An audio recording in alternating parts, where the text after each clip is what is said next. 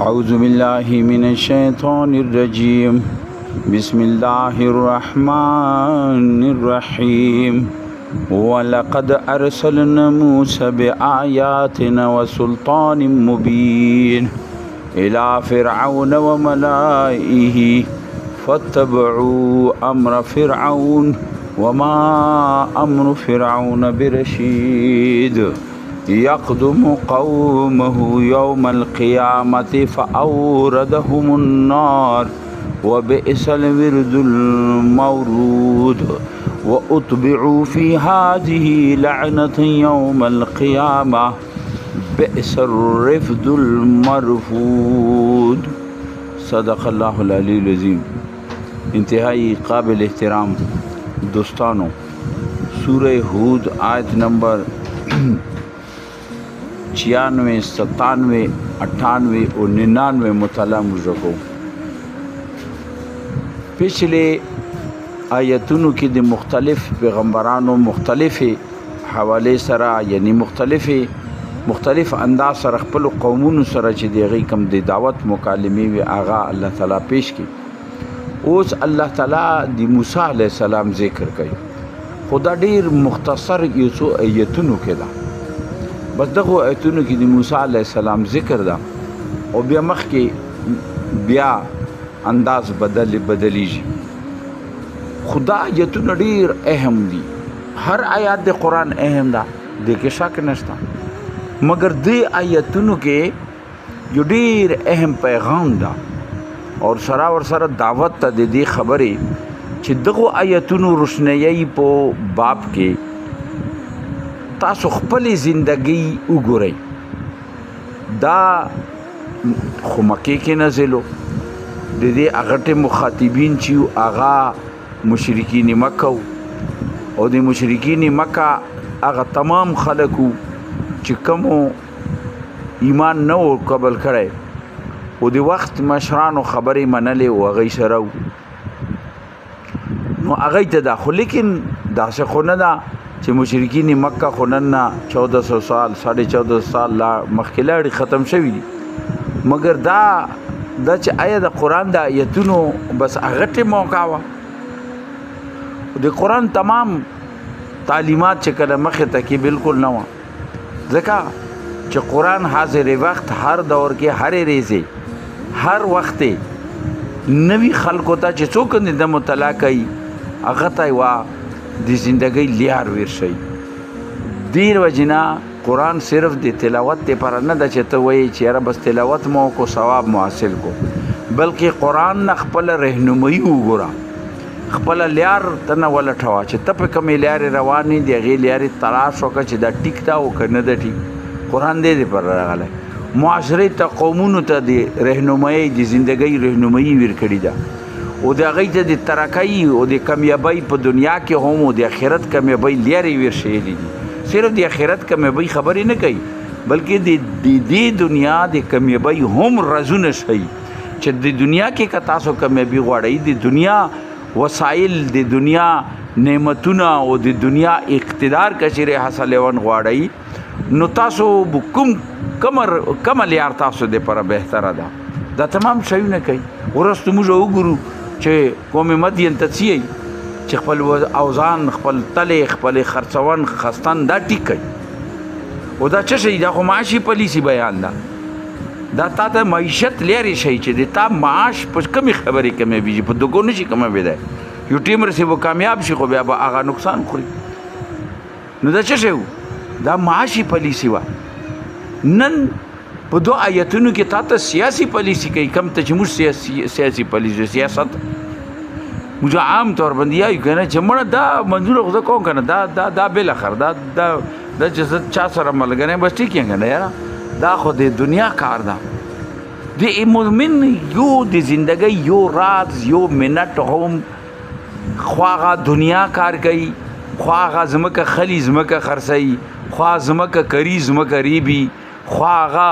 کاروبار کوي، خوا هغه مزدوری کوي، خوا هغه څه شی کوي. دا بار نشي کېدی. دو تمامي کې تا ته اسلام هدایت در کوي، دغې ته یې چې ادخلوا فی السلم کافه. لہذا موږ چې کوم یو تصور قائم کړی نن آیاتونه د هغې تصور کې تا ته رهنمایي کوي چې د تصور باندې بیا سوچ وکړه چې ته په کم ځای کې دا بیا سوچ وکړه دغه دپاره قرآن هغه ټیم نازل او دغه دپاره قرآن محفوظ د قیامته پورې چې د انسانانو رهنمایي وشي. فرمایي ولقد ارسلنا موسی بآیاتنا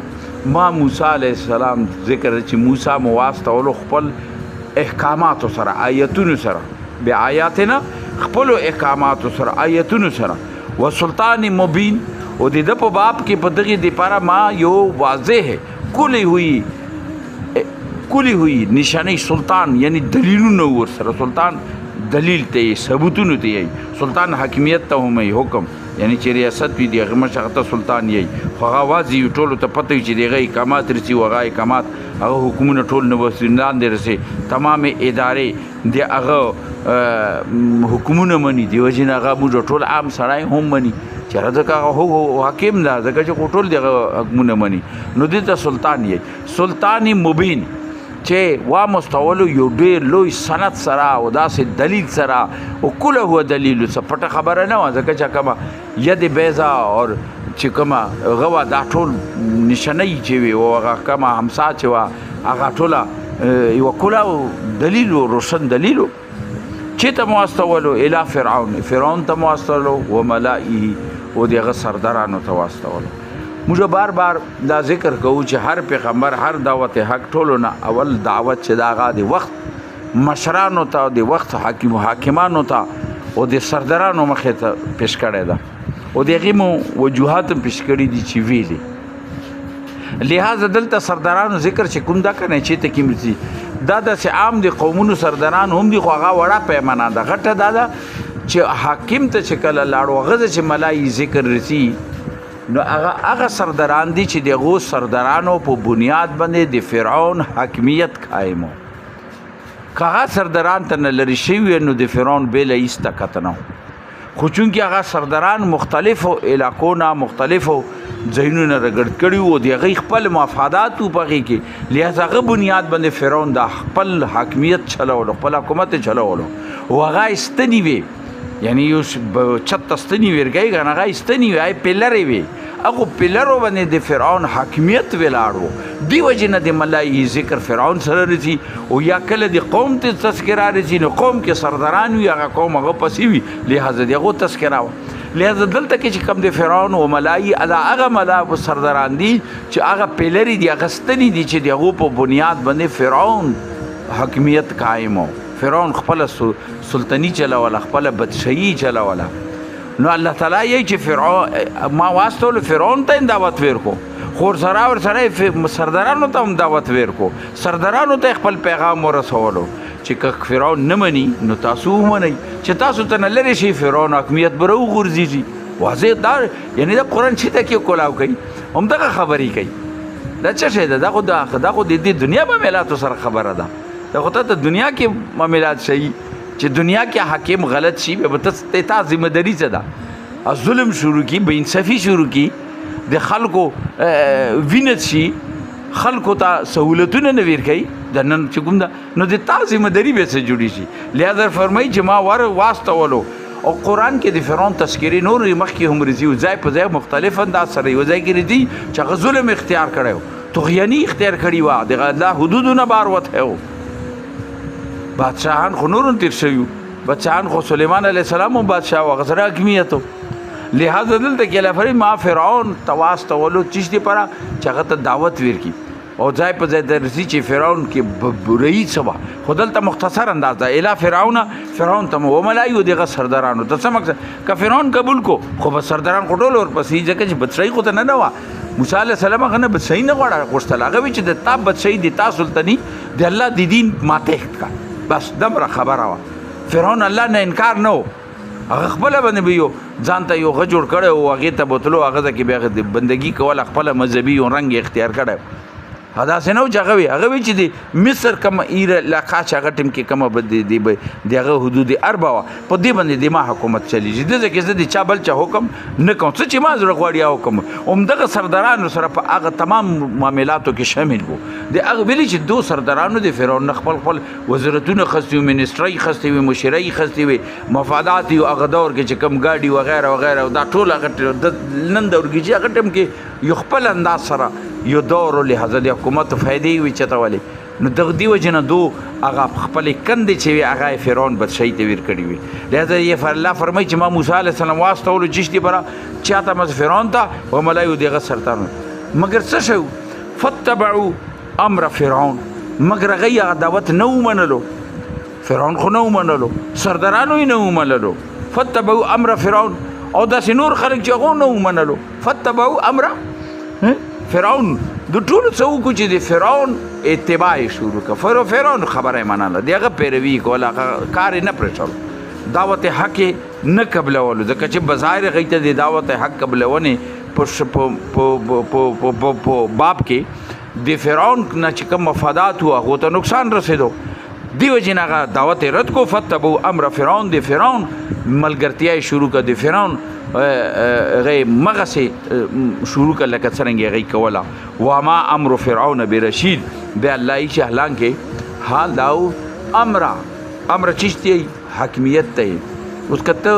موږ عام زبان کې وای نو دلته کې د حکومت خبرې کیږي د چې چاته حکومت خبرې وکړي چې مړه دا څنګه ته غو سره د ننکای سره یا د دین سره د سیاست سره تعلق ته د حکومت خو دی غو خلک کې الله تعالی هم د حکومت خبرې کوي فرمایي چې وما امر فرعون برشید یا فرعون حاکمیت چې او دغه حکومت چې او دغه سلطنتي چې وا دغه بچات چې او دغه ډرونه چې امر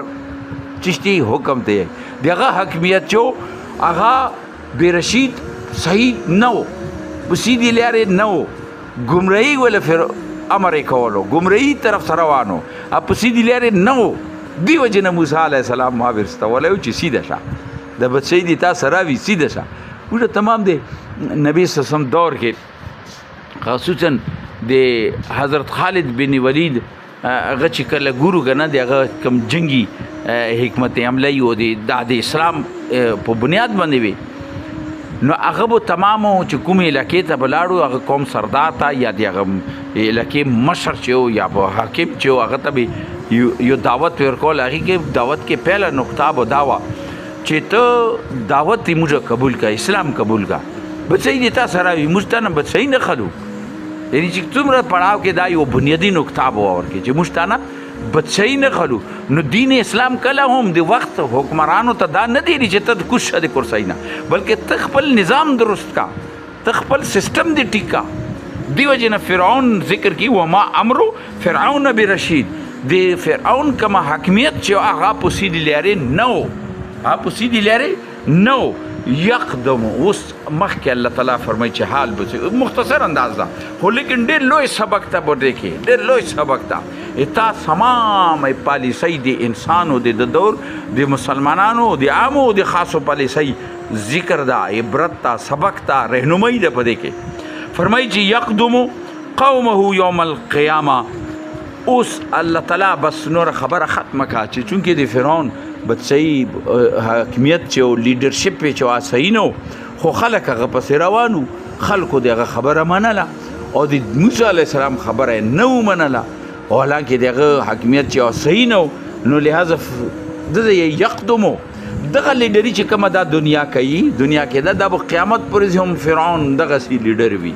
یقدمو مخکې به روان وي مخکې به رواني قومه او د قوم به ورپسې وي یوم القیامه قیامت پورې ځي دا هغه خبره د سوچ پکار ده ته چا پسې روانې او په څه بنیاد روانې یقدمو قومه یوم القیامه د قوم به د پسې روان وي قیامت پورې ځي دا به ورته مخکې روان وي او د قوم چې چا د دې اتباع کړي دا به ورپسې رواني فاوردهم النار او دا به چې ته بیایي سیده به اور ته بیایي جهنم ته بیایي الله دې موږ وساتي داسې رهنمانه الله دې موږ ته سمجھ راکړي او الله دې هغو خلکو پسې موږ روان کړي چې هغه صحیح او د دین حق په بنیاد روان وي فاوردهم النار دا به جهنم ته بیایي وبئس الورد المورود او دا ډیره بده ټکنه ده چې څوک د غزې ته ورسي دا ډیره بده ټکنه ده ډیر بد رخ ده دلته کې الله تعالی ډیر وضع کوي د دنیا زندګۍ کې چې څنګه ته لیډرشپ کوي تا کم لیډر پسې روانه کچېرې ته داسې پسې روان چې د دین حق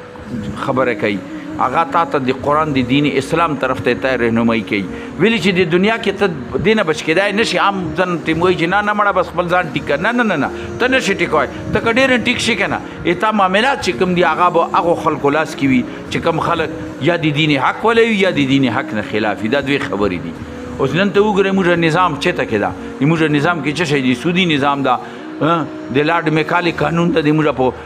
عدالتونو کې د انګریز قانون چلیږي د انګریز اتباع کوو انګریزي کې خبرې کوو انګریزي کې چټۍ چې انګریزي کې تقریرونه کوو دا څه شی دي دا ذهني غلامي د موږ باندې نافذه ده لہذا وبئس نو دلته کې الله تعالی دا وضع کوي چې د تا زندګي کې چیرې د دین حق وګوي دغه دین حق علمبردار چې وي دغه کې تر دغه کې روانه قیامت پر ځای به هم دو سره روانه او دا به تا ډېر شان سره جنت ته بیایي الله دې موږ ته نصیب کړي او که چیرې دلته تا رهنمایي غلطو خلکو سره وي او تا غلط طرف ته وي هغه خلک غلط وي هغه خلک تا غلط طرف ته بیایي غلط رهنمایي دی او د تا پر بنیاد باندې هغه خپل مفادات خلی او هلته خپل سردري قایموي خپل لیډرشپ قایموي او د لیډرشپ په بنیاد باندې هغه کرپشن کوي هغه یعنی څه بریاني ټولې کوي او د ټیم همدغه صورتحال د ټولو پسې چې وله ټیک همدغه صورتحال ده دا هغه کوي نو یاد وساته دا به قیامت پر ورځ هم دیتا مشران وي او ته به دغو مشرانو سره روان وي اوس دا فیصله تا سره ده چې ته چا طرف ته وړی نبی محترم صلی الله علیه وسلم یو حدیث کې فرمایي امرات القیس حامل لوا شعراء الجاهلیت فی النار الی النار یعنی د عمرای قیس یعنی د عرب جاهلات شعر و شاعري محفل به لګېدې دا یو خاص شاعر او هغې کې به دوی اوټ پټانګ شاعري کوله او دا امر او کیس نه شروع د خپل یو تاریخ ته لہذا نبی صلی الله علیه وسلم فرمایي چې د عربو تمام جاهلیت شاعران چې او دغه ټیم کې سیاستدان هغه دوته سیاستدان وای دا شاعران به د علاقې مشرانو ورشابلو شاعر او ډېر اوټ پټانګ کولو دغه مشرانو پسې وای هو خندا او مزکونه او دو پسې برون وای هو پلان او ډینګ سنجیده او بردبار او خلق په دې کې نو بس دغه اوټ پټانګو هغې کې ټوله کې عشق او د بل عزت په دغه قل عام میدانونو کې و چې ما داسې وکړو ما هغسې وکړو دو ته به شرم ونه ورلو لہذا نبي صلی الله علیه وسلم هغه طرف ته شریکي چې دغه شاعران چې نن کم د جاهلیت شاعران دي دا به قیامت پر ورځې هم د دغه جاهلیت شاعران وي قیامت پر ورځې به دا دغه لیډرشپ کوي او دا د جاهلیت شاعران چې دا به ټول دو پسې وي او الی النار اور ته به رسوي الله دې موږ وساتي نو دا هغه د دنیا د زندګۍ رهنمایي ده دی کې چې ته په زندګۍ کې چا پسې روانې واتبعوا فی هذه لعنه بیا الله یایي چې دنیا کې هم دی به لعنت زندګي تېروي لعنت کې به وي د کې مې بیا